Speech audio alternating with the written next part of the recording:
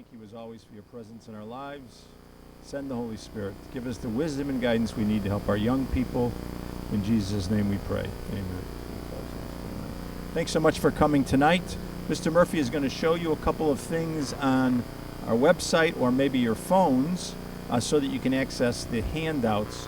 I know some of that was emailed to you in advance. Maybe you printed it and brought it. But if you didn't, you can certainly look at it on your phones while we're speaking tonight. So you can access the handout one of two ways. You were emailed or texted a link yesterday from a random number. You can either access it that way, or if you want to go to the Providence website, and then if you scroll down on the main page, Conquering College Costs right here, and then download the information packet. And that's the packet of information that Mr. Palmasani is going to go over tonight. So either way, it's fine. Get you the same spot. All right? Okay, great. So let's talk a little bit about what we're going to try to accomplish tonight. Obviously, one of the things that is a highlight is this timing process, right? We need to know what to do and when to do it. We want to learn every possible way that college sticker prices can be reduced. We also want to talk a little bit about this concept of reasonable borrowing versus excessive borrowing. Obviously, we'll get into the loan forgiveness program that has just been recently developed. So all kinds of new information that we want to be sharing, as well as information that maybe some of you veterans have heard in the past. How many parents in here are parents of seniors? How many parents of juniors, sophomores, and freshmen? Okay, great. We have a wonderful cross-section. So one of the things that we're going to be talking about tonight is this transition in the system. We have an operating system going into this year, starting very soon, October 1st of senior year, right? But that potentially system that you are all familiar with, which I'll be talking about, is changing. And the changes are going to occur next year. So for parents of juniors, sophomores, and freshmen, you're going to have new terminology. And more importantly than that, you're going to have a new method, and I'm going to describe that for you, okay? For parents of seniors, you have to learn, not that you have to learn it, it's automatically going to happen. You know, it's good to have this background. But in essence, you're going to operate under one system for 1 year, and then as your child continues in college, there'll be a switch. So we're going to be talking about all of that as we move forward with the presentation. All right, so how are we going to do it? Obviously, the PowerPoint and the handouts that you have.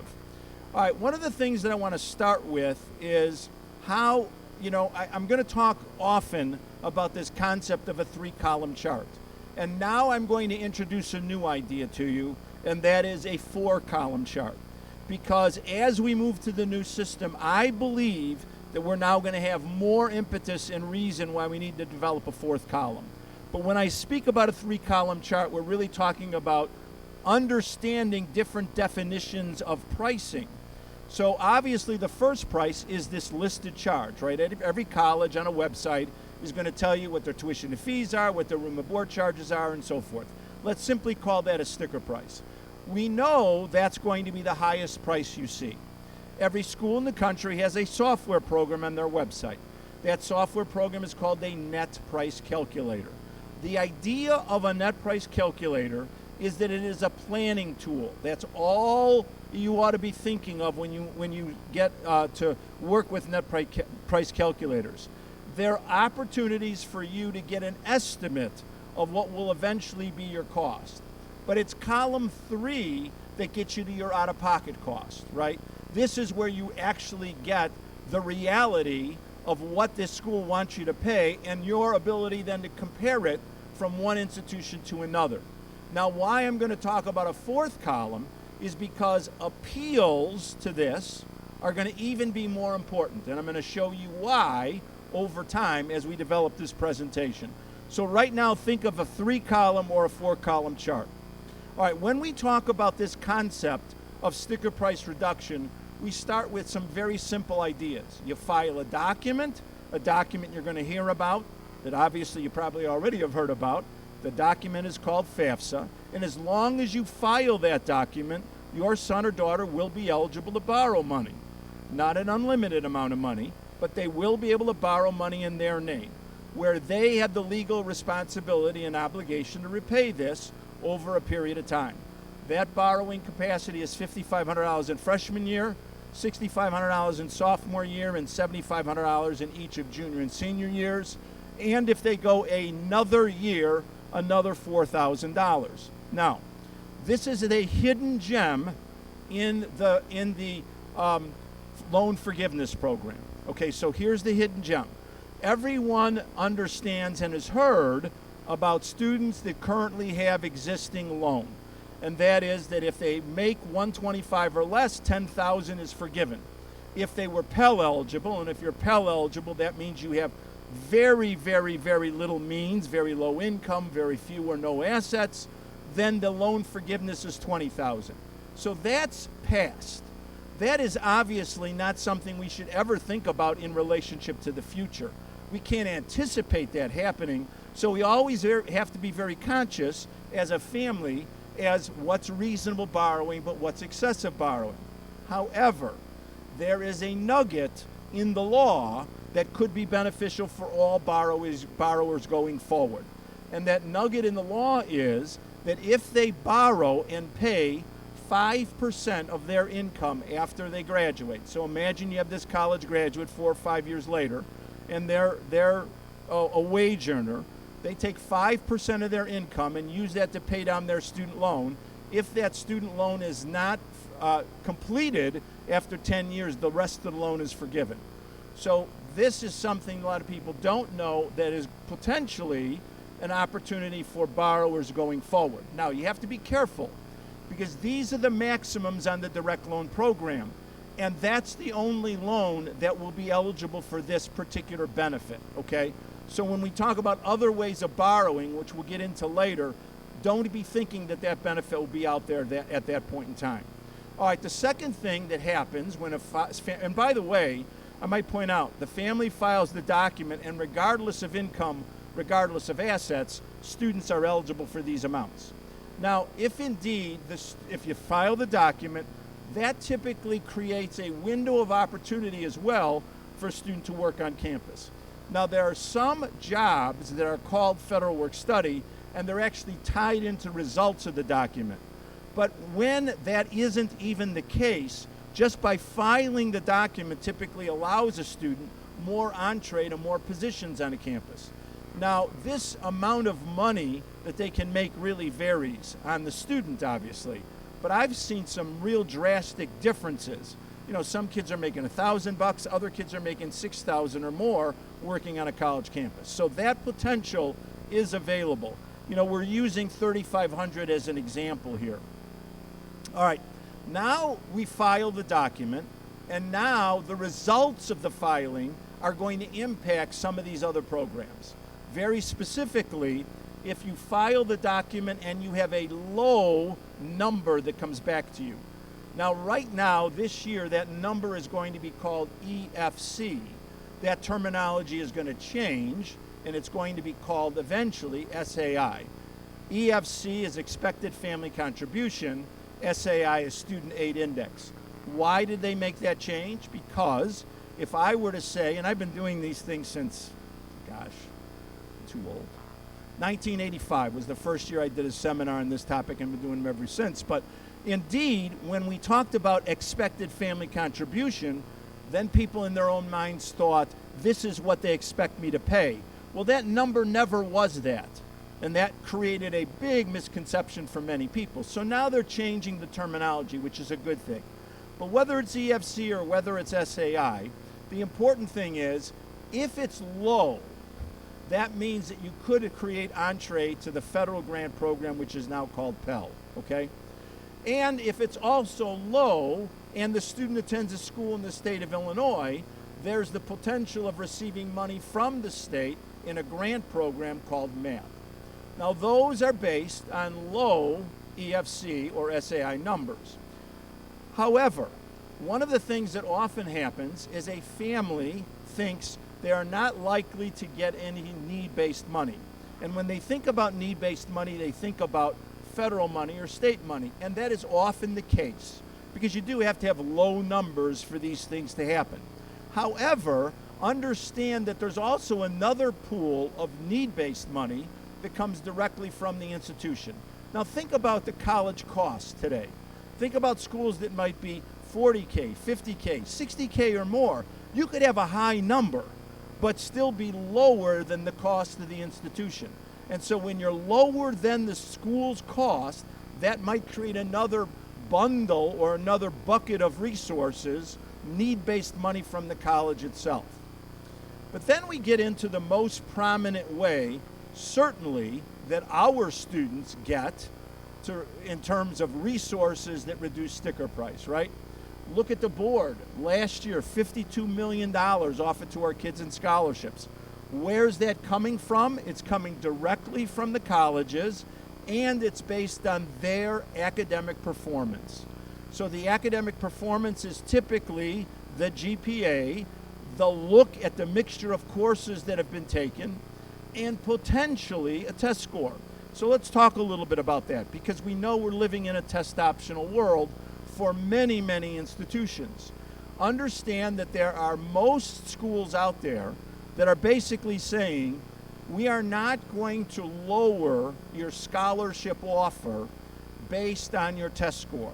We'll examine your GPA, and indeed, if you send us a test score and that would increase your scholarship offer, then certainly send it.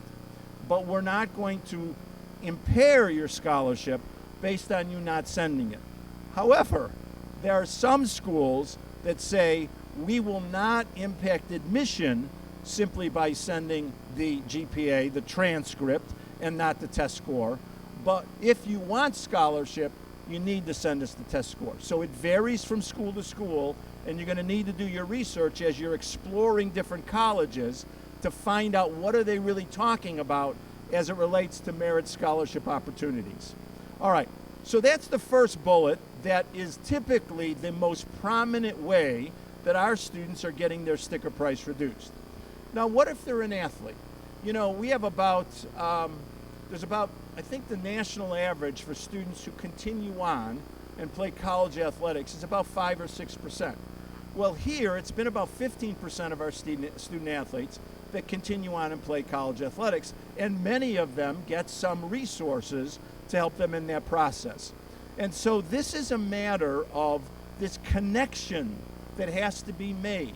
So if you're out there, and especially if you're the parent of a freshman, sophomore, junior, and you want to see if your child who's in high school athletics has this opportunity, obviously you want to be able to do some research on your own in conversations with admissions people on the college level to try to make those connections with coaches, because potentially it might mean some help if indeed your son or daughter wants to do something athletically. And I know there's a lot of athletic scholarship services out there that sometimes people use for that regard as well. All right, but there's other possibilities. Maybe in the area of music, maybe in the area of art, maybe in the area of leadership in terms of volunteerism, minority scholarship opportunities at some schools. These vary so much from school to school. So how do you learn about all of this, right? You're going through college exploration. Well, there's two words that we use on the screen, resume and relationship.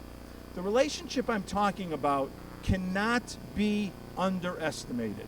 It is indeed the relationship that any of you, and certainly your kids, should and could develop with the admissions people that you encounter.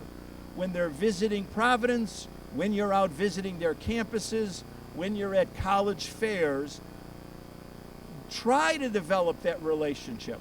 Try to get in a situation where you can have this individual at least, help be an advocate for you as for the possibility of entree into some of these other talent scholarships that might be available on their campuses. And that's why I love the word resume that goes with that. Because if the student would take the time to do a professional looking resume and then share that resume every time they have a conversation, a connection with an admissions person, that's typically how that opportunity is developed, that all of a sudden, here's Jill Holubetz from St. Ambrose, and she notices on a resume that this student plays the oboe, and that's a possibility for some extra money on their campus. Those are the things that might happen simply by making that next step. All right, so your son or daughter applies to schools, and some of you who are parents of seniors, this is happening already. Apply to schools, and very quickly thereafter get some communication that you're receiving an academic or merit scholarship based on the student's GPA and possibly their test score. One of the things that oftentimes happens, and I really try to promote the opposite, is that families stop there. And I'm always encouraging you to do the next thing, ask the next question. And the next question typically is, here's the initial offer based on what you've seen, but is there a competitive scholarship? Can my son or daughter indeed go to the campus and compete for more dollars? Because many institutions are doing this. There's kind of a front level amount of money, and then there's that, okay, but then if you come and do this, you might be able to tap into something else. So always ask those questions to see if that competitive scholarship opportunity is there. So then you have the sibling legacy opportunities, and of course you're all familiar with the fact that if the student made some commitment to the military, there's certainly money behind that, ROTC or what have you. I want to talk a little bit about this last bullet of independent scholarships. So think of the big picture here, right? We have money that comes from government resources, federal and state money, hard to get. And then you have where most of the money comes from, and that's the colleges themselves. But then you have another layer of money, right? That's the independent scholarships that are out there. And there are many of these, and they're literally across the country. And because of this, sometimes it gets very difficult for kids to navigate. So, this goes back 15, 20 years. Mark Kantowitz was his name, and he developed a program called FastWeb. And the idea was, well, maybe I can create a database of these independent scholarships. Well, it took off like crazy. Another big company bought it. Mark made a ton of money on the whole idea, but the concept was pretty simple. I'm going to create a profile of a student, and then we're going to match that up with the criteria of all of these independent organizations. And it was a national database. And so for years and years, kids and families have been using this to try to surf through independent scholarships. Sounds like a great idea. FastWeb, FASTWEB. Problem, information overload. You get so many responses. Literally, you could get inundated with emails every day. Apply for this one, and this one, and this one, and this one, and this one. And kids don't know where to start. So here's what I'm suggesting. What I'm suggesting is that you help them by using a simple philosophy of local, regional, national. So if you encounter a scholarship that is national, and that means that literally anybody in the country can apply for this, understand the chances of obtaining are very slim, right? Because you're competing with literally everyone, right? But then you also have regional scholarships that are out of counties or geographic areas, Will County, DuPage County, what have you. And so trying to research those is simpler. Google it. College scholarships available for, and put in a geographic area. And sometimes what you'll do is find some scholarship opportunities where the competitive level is obviously smaller.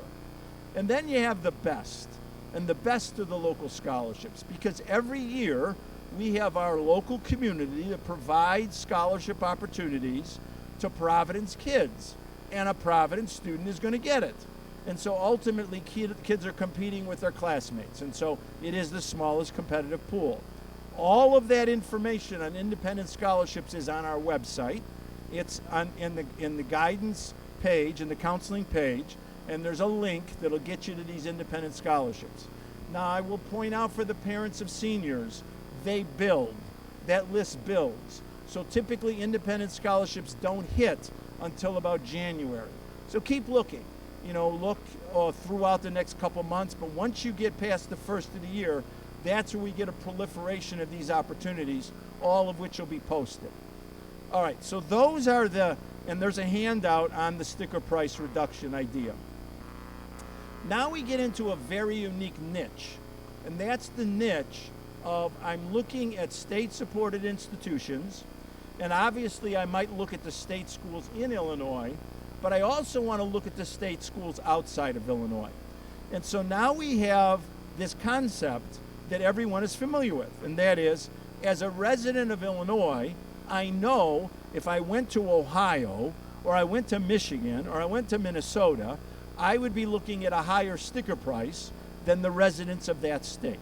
That's obvious, right? That's what the whole idea of state schools are, right? They have the in-state tuition and the out-of-state tuition, and every state has that difference.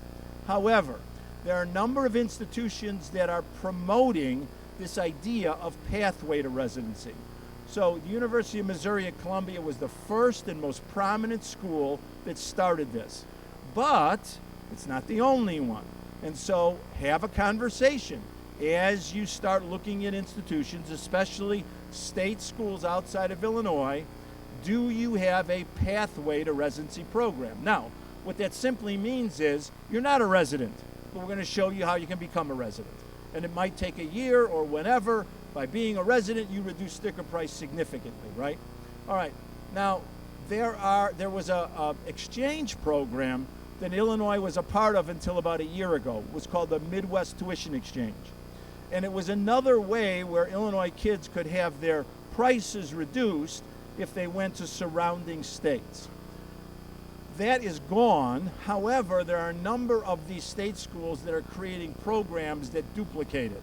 So we're not a member of Midwest Tuition Exchange program, but we have this. So again, every time you talk to schools that are out of state, ask them about these opportunities of getting sticker price reduced. Let's go into the second phase of our presentation, and that's the concept of how do you actually do good planning. Now, you've seen this diagram. If you're the parent of a senior, you've seen it, or senior, you've saw it last year when you came in as junior parents. We use it over and over and over. I use it at every presentation I do, no matter where I go. Because to me, the diagram represents everything that this is all about. And that is finding a way that we can get our kids to the best fit schools, looking at it from three lenses.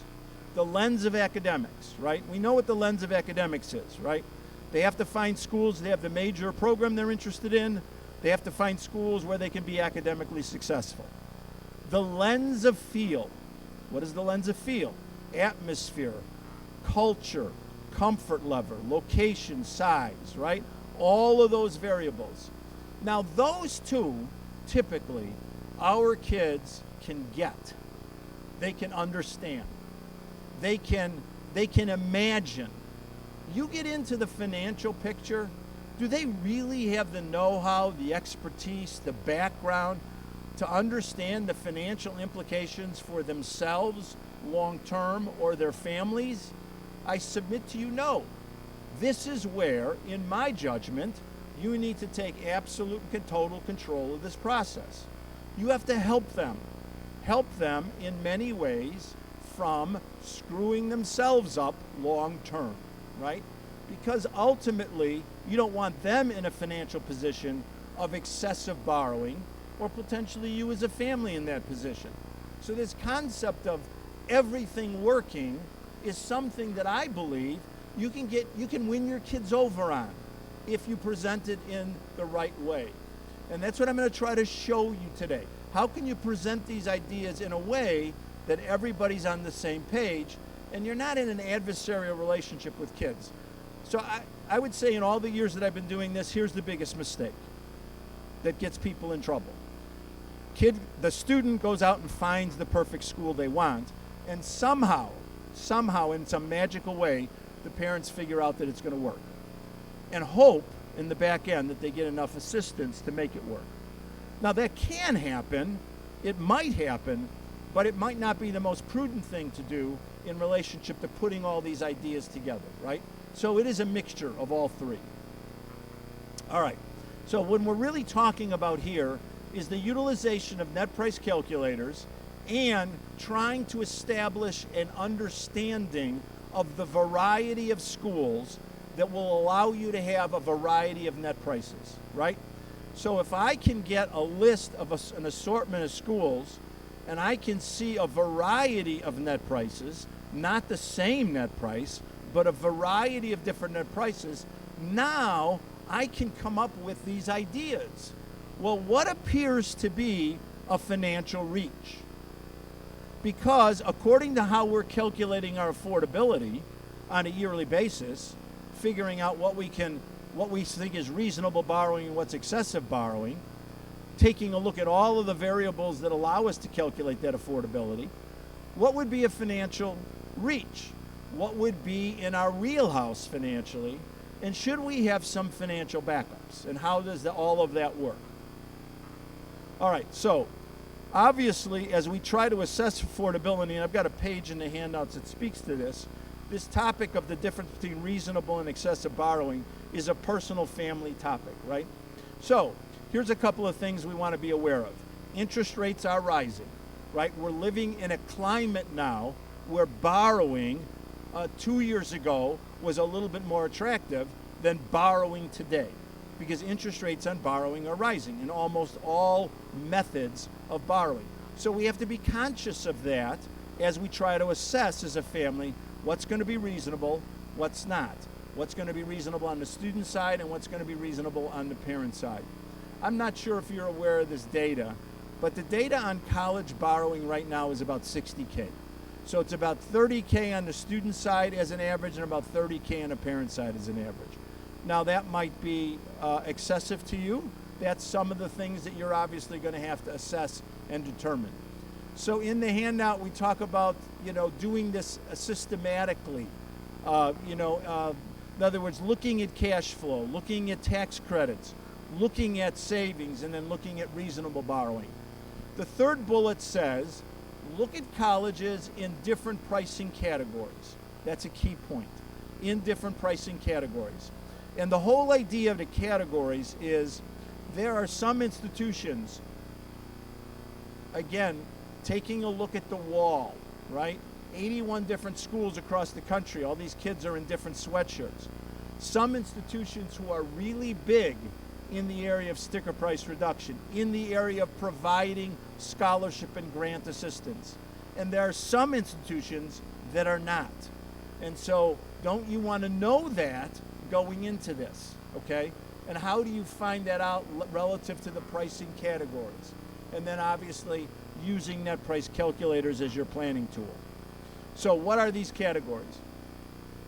So the first category I want to speak to is this flagship state school. We have many, many students that are attracted to our flagship state schools.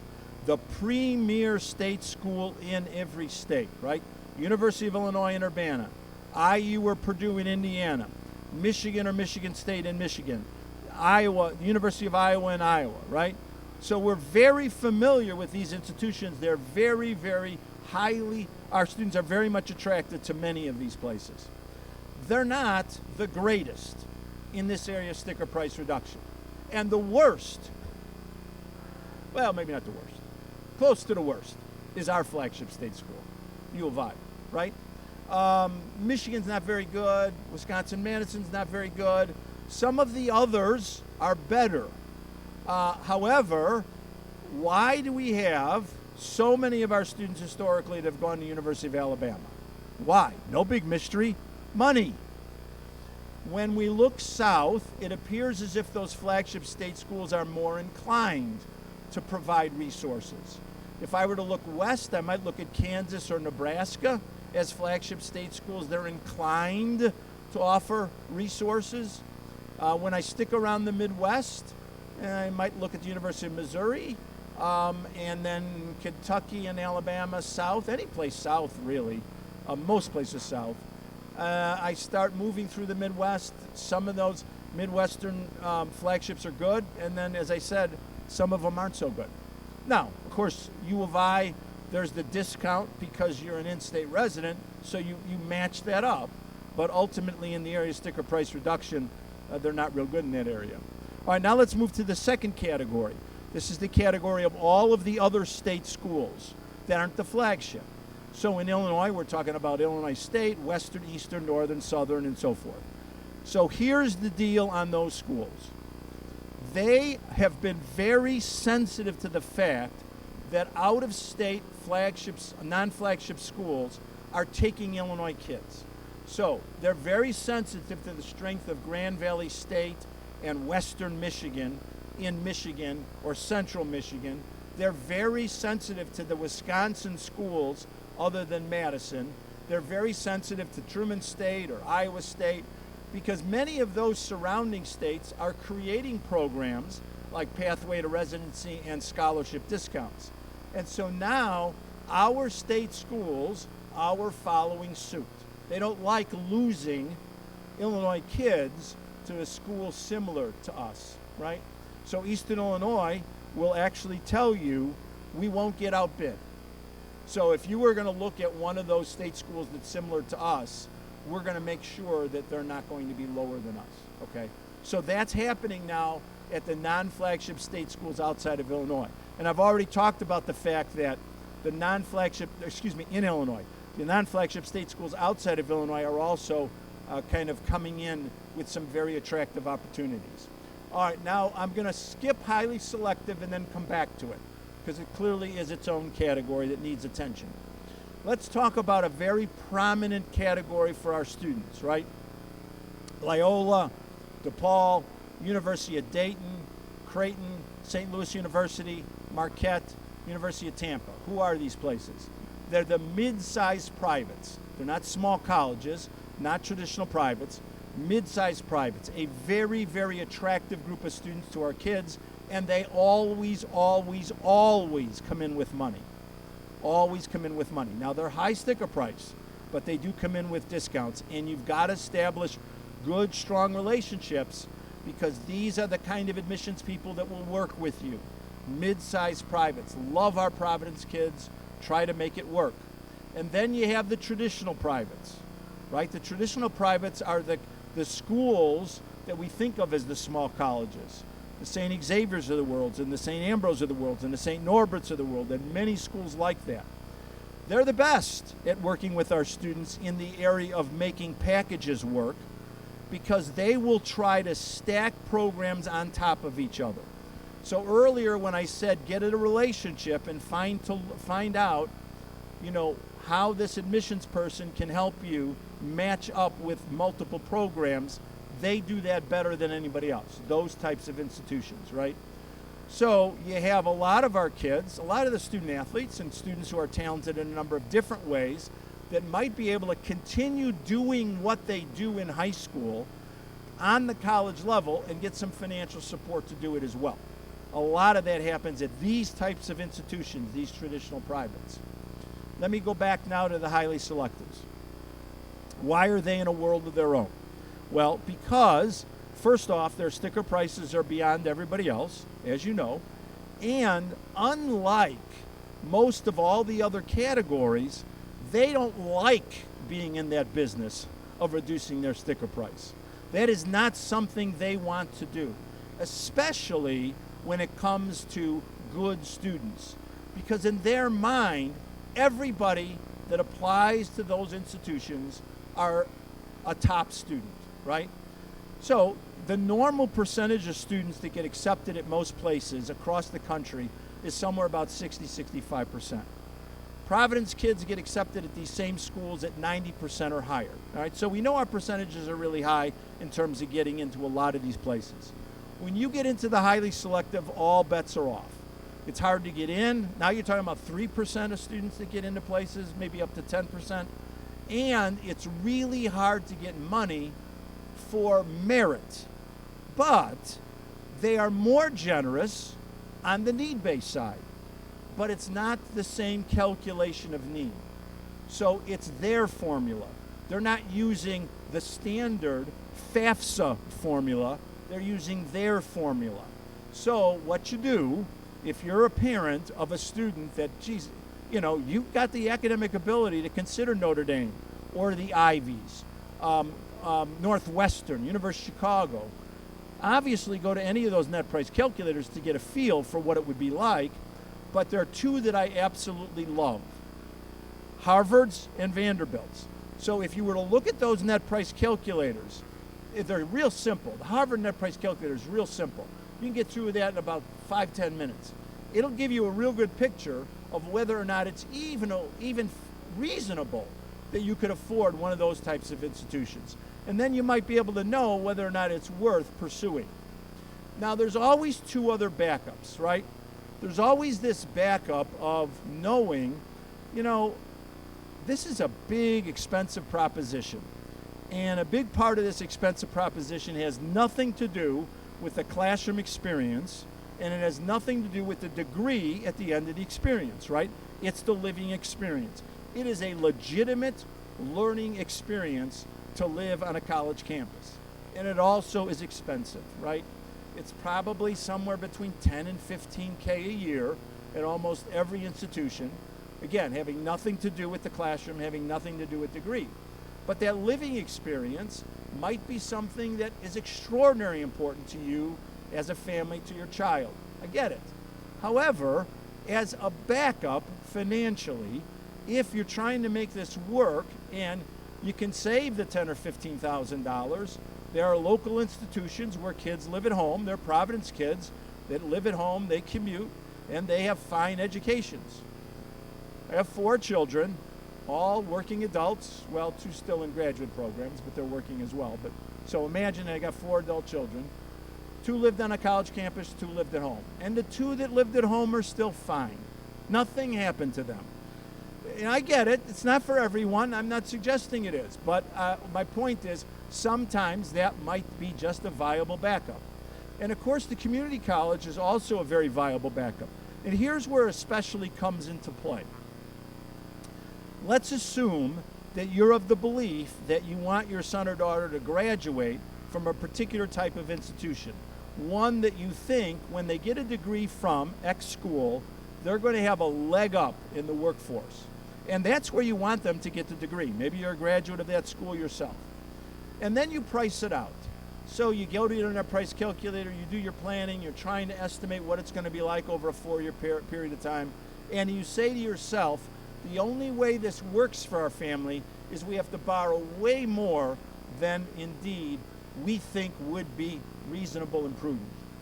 Okay, so maybe the community college is an option for you, because now instead of a 4-year mix of costs, it becomes a 2-year mix of costs, right? Because the first 2 years are incredibly inexpensive. Student can indeed access the student loan that you pay for it, nothing out of pocket, and then you have resources you can serve for the back 2. Again, not for everyone, just a thought as a backup. All right, so one of the things you find in the handout is, and not something that we're going to go over now, but one of the things you'll find is a chart of an example family, right? Just a suggestion of here's how you might want to do it in terms of laying this concept out, where you're looking at different institutions in different categories and trying to get a feel for what your different net prices might be like. Let me just point out one thing here, and this has to do with building the relationship with your son or daughter in this area. Anybody who's been to our programs, Mr. Murphy and I's, when you're a parent of a junior, you keep hearing the number 10. Why 10? Why should every student apply to 10 schools? Well, I know every one of our kids are not going to apply to 10. Some apply to 4, some apply to 6, some apply to 26. I get it, because there's going to be a variety. We do use the number 10 because the document allows you to list 10 schools. And it just makes so much sense to me that I, at some point, want a kitchen table filled with a number of different options. Options that allow me to assess the academics, the feel, and the financial of different institutions. Thus, when you get into the money issues, rather than telling a student they can't apply to a particular school because it's way beyond your capability financially, why not suggest to them, let's just apply to a variety of different types so that you can apply to financial reaches, but just don't just apply to reaches, right? Make sure that you also apply to schools that are in our ballpark. So you haven't turned it off to the idea, because sometimes, to be honest with you, by the time you get to column 3 or even column 4, what appears to be a financial reach ends up being a financial fit. or it works. Maybe you have to stretch yourself a little bit more, but it ends up working. Whereas opposed, if you turned it off, then you've got a conflict, all of those things that kids and parents can get into over topics that they don't completely have full understanding of. Money issues. All right, let's go to execution. So, concepts, right? Then planning phase, and now we have to execute. Nothing happens unless you execute. And execution occurs in the month of October of senior year. Cannot occur prior. It is not a first come, first served system. Don't think that you have to be the first one to get the document on October 1. You want to do it sometime in the month of October, seniors, and a year from now, parents of juniors, yes. But it's not a first come, first served system. So there's no reason to procrastinate, because you will have all the information you need when you file this document. What is the information that you're going to need, parents of seniors?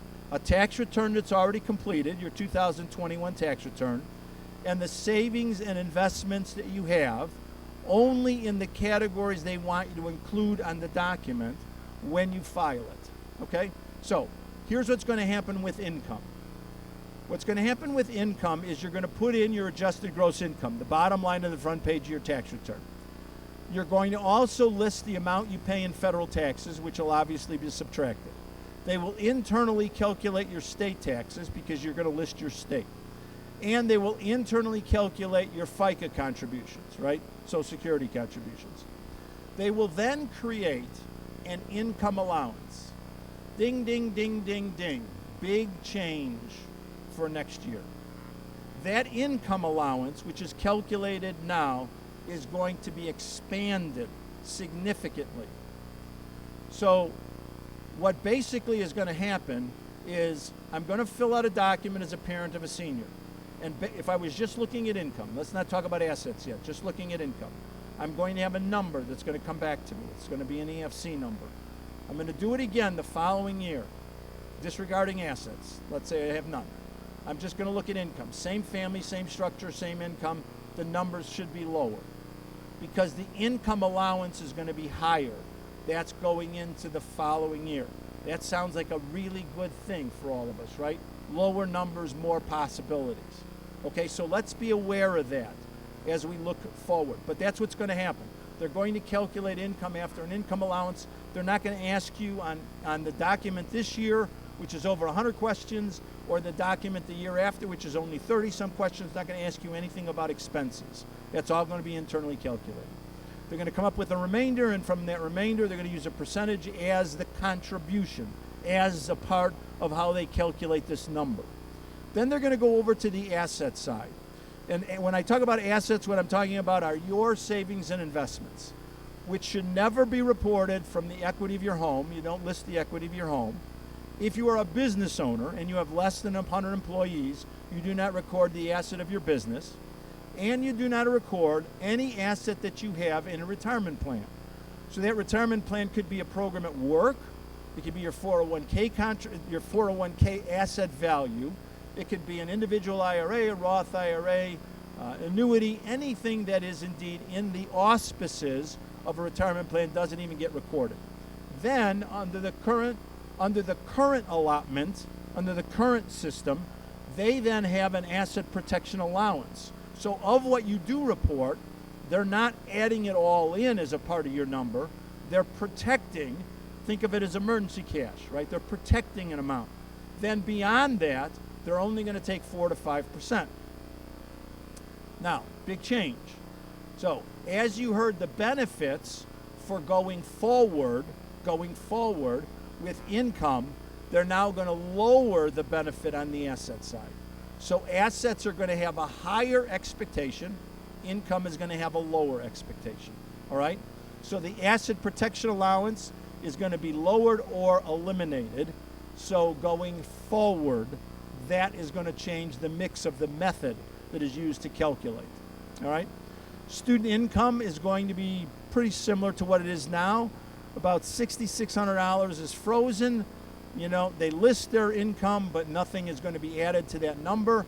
based on that amount. It's only after they earn beyond that, their 50% of what they earn will get added in. And students' savings gets whacked.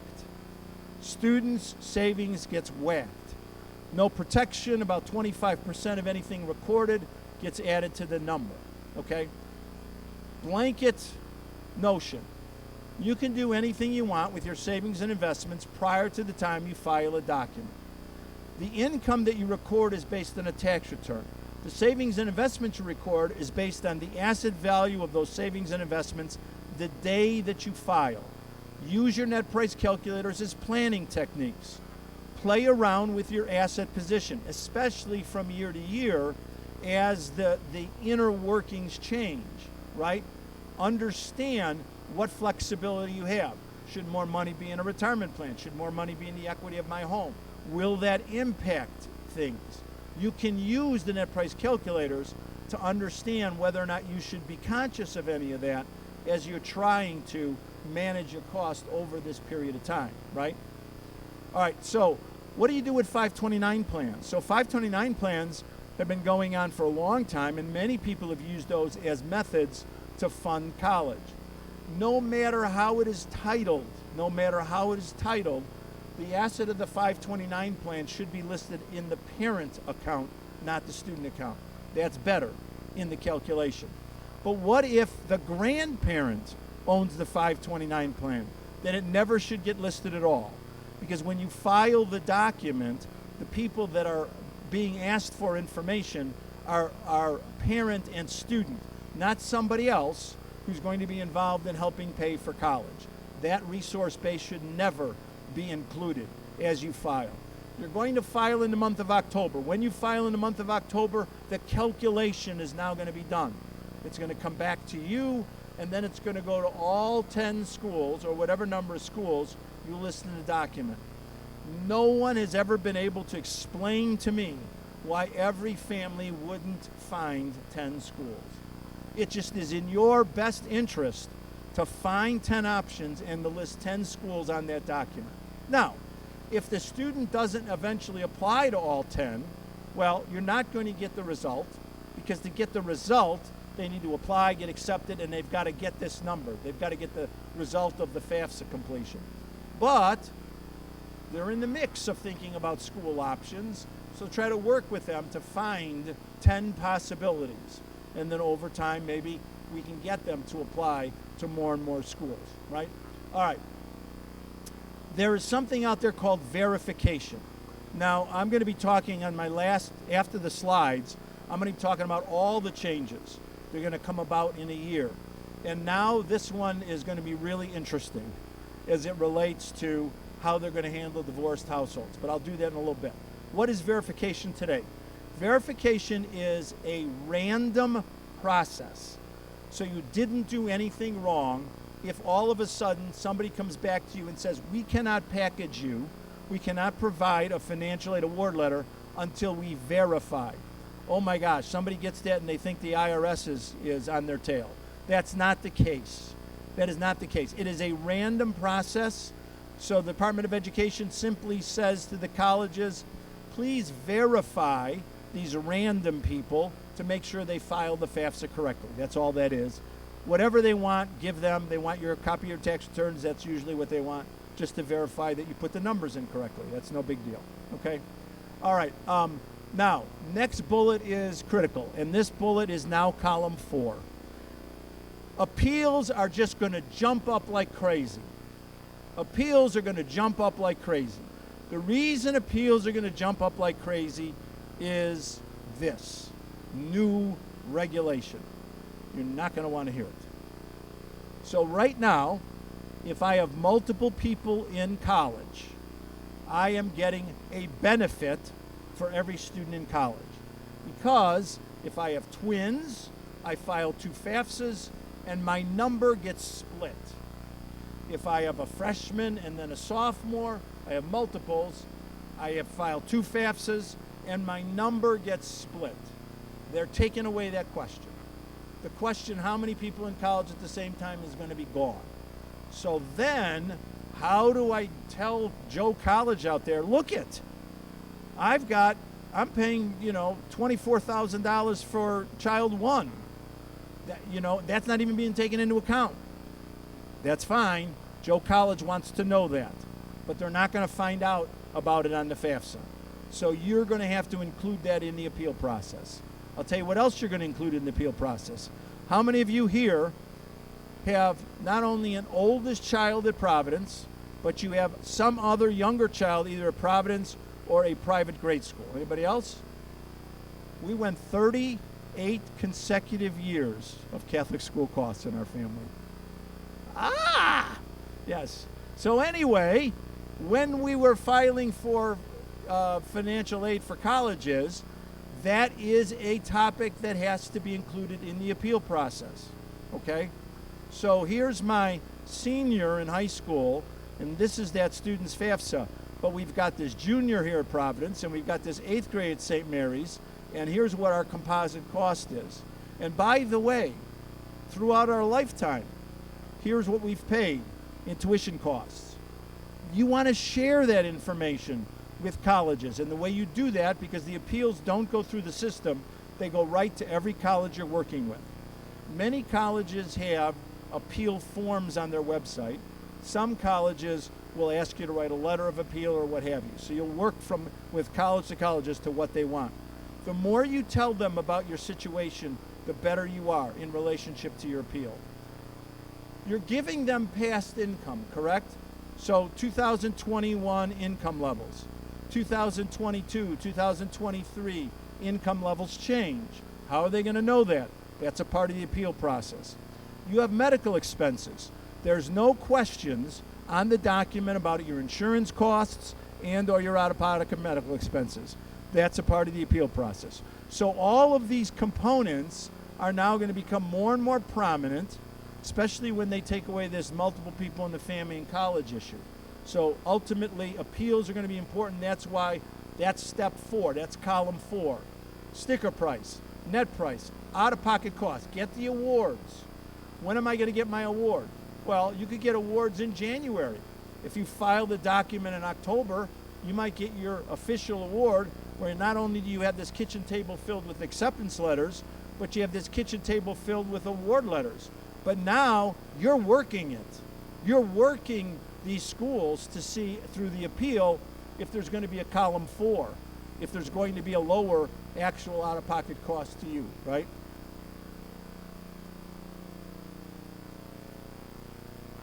Okay, determine the merits of a conversation. So, interestingly enough, colleges used to absolutely shy away from this world, and now not only are they not shying away from it, but they're actually using terminology. Not all schools, some colleges. And the colleges are using terminology called a general appeal. What exactly is a general appeal? A general appeal is, I got 10 schools, and I'm down to the top 4.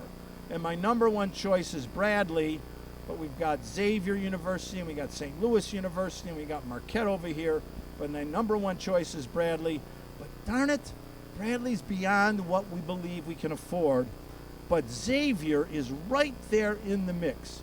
But see, the number one choice is Bradley. So what do? You go to Bradley, and you share with them. Here are the other awards. We would really love to go to Bradley. It's our number one choice. We want it to work. We want it to be able to afford it. We want our son's daughter to be able to graduate. All of this has to work for us, including the finances, and we're just off a little bit. Have we missed anything? And lo and behold, sometimes when you're honest and you have that background and that data available, they might be willing to work with you. Some schools more than others, private schools more than state schools. But ultimately, this can be a part of the process as well, okay? So, do you have a conversation with your number one choice in the back end? Certainly, you might do that. It might be helpful, no guarantees.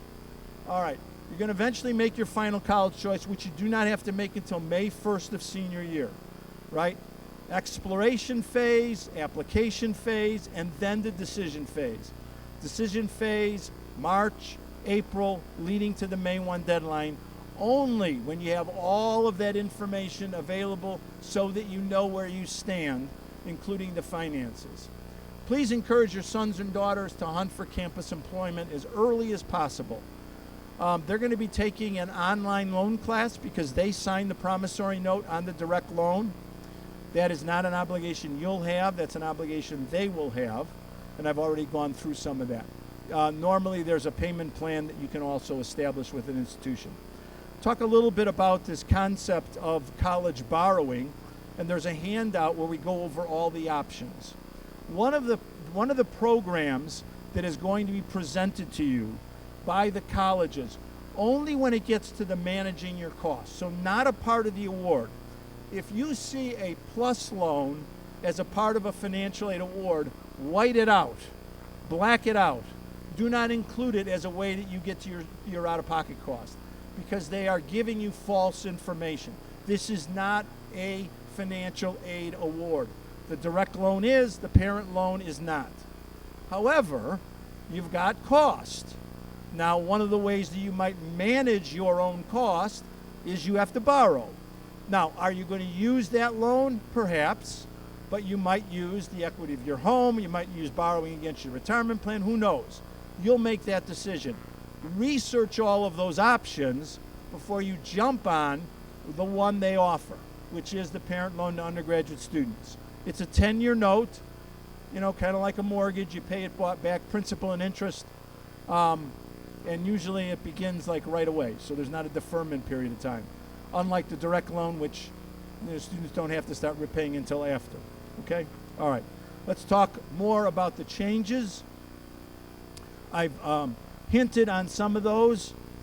We've talked about EFC going to SAI. We've talked about the inner calculation changing a little bit. We've also talked about the number of people in the family change that they're going to make.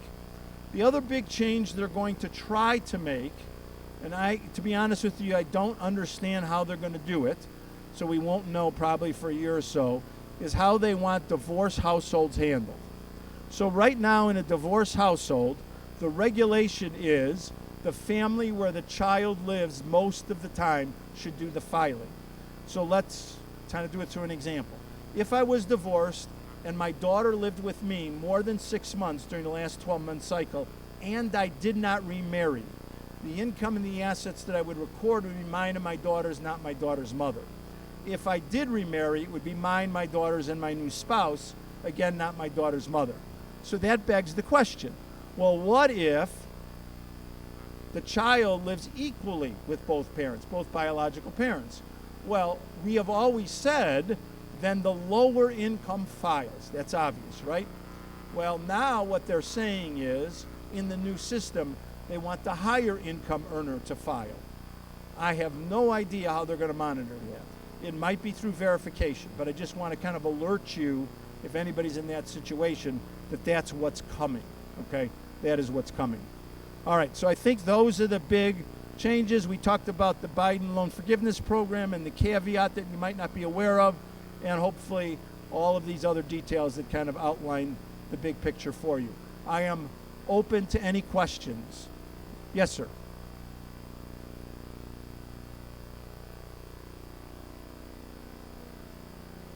Yes.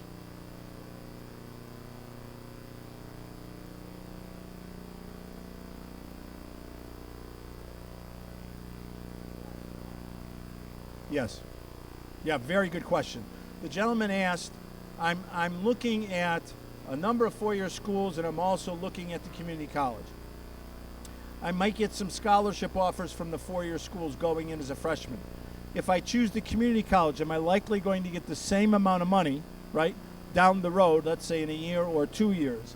And the answer to that is typically no, but still not get shut out of money. So usually, here is the profile for the incoming freshman in terms of merit money. Here is the profile for the transfer student in terms of merit money. It's usually not as attractive, but it's not eliminated. It usually is not, oh yeah, here's a $17,000 offer freshman and then nothing when you're a junior. So there is something typically there. Yes. Oh, great question. Thank you so much. Let me repeat it. All right. So thank you very much for asking that question. So how do I go about this process of ensuring that I'm not looking at this big jump of cost, right? So let me kind of tell you, I'm hopeful at our spring conference that we do a session with counselors about how our colleges prepared for the change, because this is what I'm afraid of. What I'm afraid of is they get you a cost freshman year, but you had 2 in college. And then, oh, that's right, then sophomore year, when they don't give credit for that anymore, I'm paying another $10,000 or $12,000, which would literally be, in my judgment, this unbelievably harmful and inappropriate for colleges to do that. So how do you safeguard from that happening? You ask them some very pointed questions when you're about ready to make your final decision. What guarantees do I have that the price we're paying today is going to either be similar to or the same as the price going forward? Because there are certain things that colleges are going to be doing. University of Dayton, as many of you might know, locks in a net price. I don't care what happens to your financial situation, what you pay today is what you're going to pay the next couple years. There's a number of schools that are locking in what they offer. We will never reduce what we're offering you. Okay? So don't go in blinded in that. Make sure you have a conversation. Bradley has a forecasting calculator. So here's what you're paying this year, and then we're going to show you, okay, you're likely going to pay this, this, this. All right. Something that at least gives you an idea that it's not just the 1-year cost I'm dealing with, but a 4-year cost. So make sure that you get a commitment from them. It's always been important. It's going to be really important now with the change in the system. Yes? Mm-hmm. No. So the FAFSA does not have an appeals form. Every college has their own.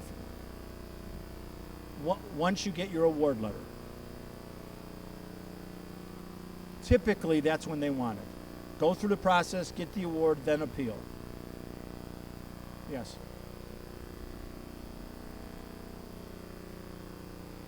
Great question. Yeah, great question. So the question is, who do I speak with? I always believe that your best entree is a relationship that you might have developed with an admissions person. And if you don't at this point have one, try to get one. I don't like going to financial aid people initially. They're the more hesitant in trying to work and be flexible. I mean, think about it. The admissions person's life is based on, are they meeting their goals, right? Every admissions person has a territory, and every university says, we want you to make sure that we can get X number of students from your geographic area. Their interest is to get you to that institution. The financial aid person is the safeguard of the resources of the university. So work with admissions people. Sometimes they'll move you to the financial aid people, but don't go there first. That's my recommendation. Yes, in the back.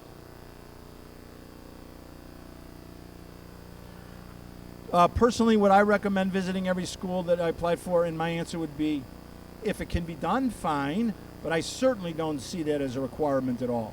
You can do so many things online. You can do virtual visits, conversations with admissions people can be helpful.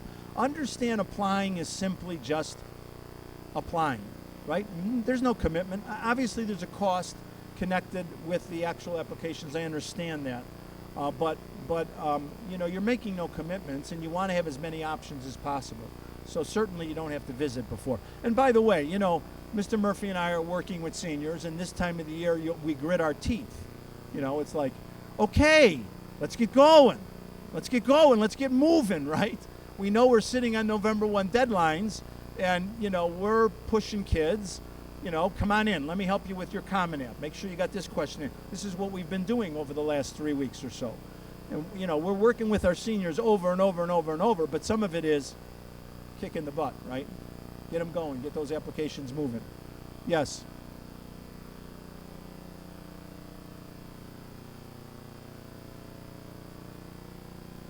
No, they specifically say do not include. Do not include the equity of your home.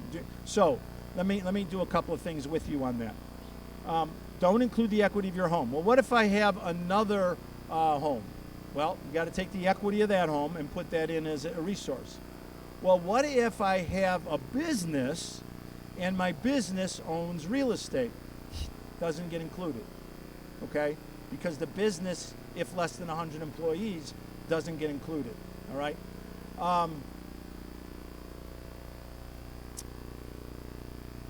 Oh, yeah, I know what the other thing I wanted to do. So this sometimes is a little confusing.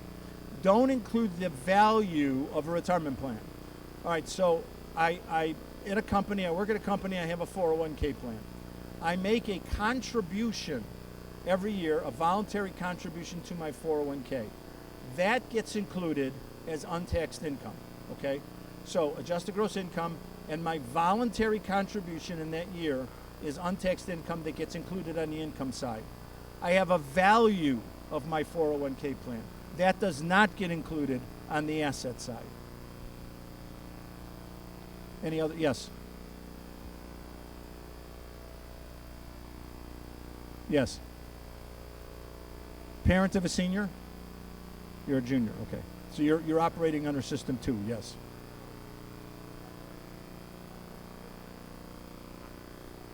So as I understand it, very good question, as I understand it, if the child lives with one family most of the time, that's still the family that will complete the document.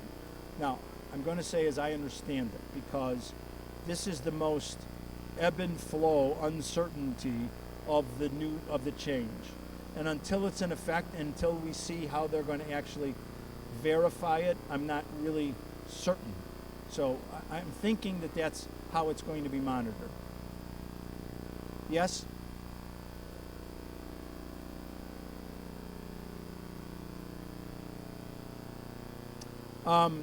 They're gonna whip it out anyway. They're going to assume that you have a FICA contribution, so it's not gonna hurt you. Yes, sir. Yes. So every student has their own FAFSA, and by the way, you sign FAFSAs. There's 2 signatures: parent signature, student signature. But it's really not a signature, right?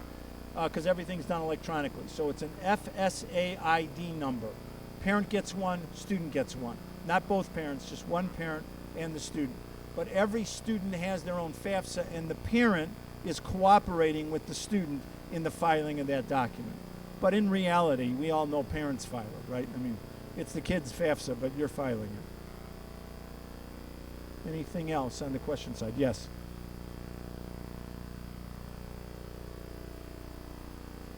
Right. So the question is more specifics on the pay down and the Biden plan. So going forward, the potential benefit for borrowers is, so right now, the standard way to pay is over a 10-year period of time paying principal and interest back, right? So I'm a worker, I'm now paying in my student loan. I've got $30,000, and by the time the 10 years is over, I got 0.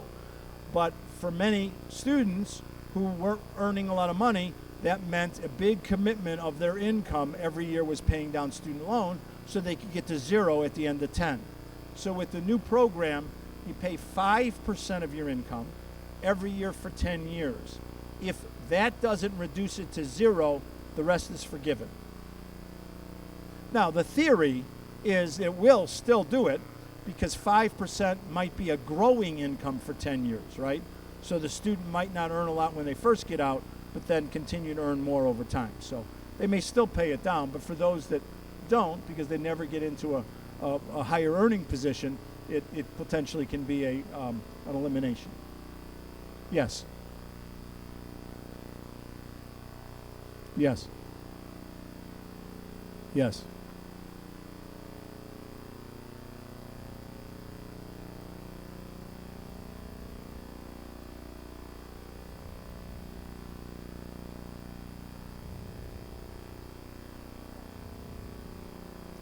So in addition to the FAFSA, when you're dealing with highly selectives, that document FAFSA they don't care much about. You've got to do it. They don't really care much about it. Their document is called the CSS profile. So you're filing the CSS profile every year, and that's the document they're using to determine if they're going to give you any money. And you have to do it every year, and they won't make 4-year commitments usually. Usually it's, because they're totally based on their system of need, your situation could change, and therefore their philosophy would change.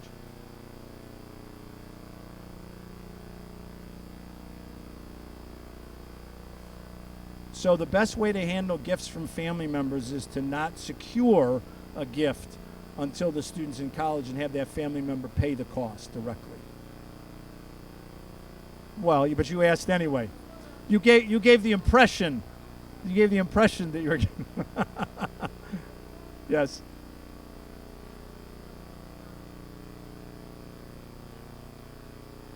Yes.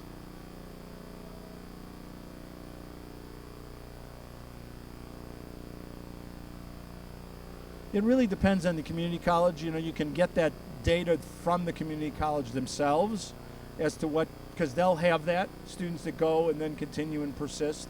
I think it depends on the student, and it depends on the community college. Yeah. I don't know anything off the top of my head. Somebody else had a question? Okay. Yes, sir.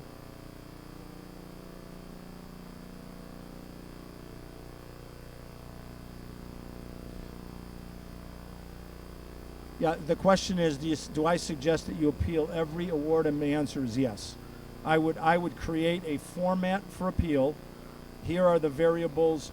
We completed the FAFSA. You received our EFC. We received your award. Please take into account the following additional set of circumstances, and then run through it and have that go to all the schools. All right, I think that's good. Well, it's always a pleasure, so much a pleasure seeing Providence families. Mr. Murphy and I love working with your kids. Carry on. Hope you had a good night.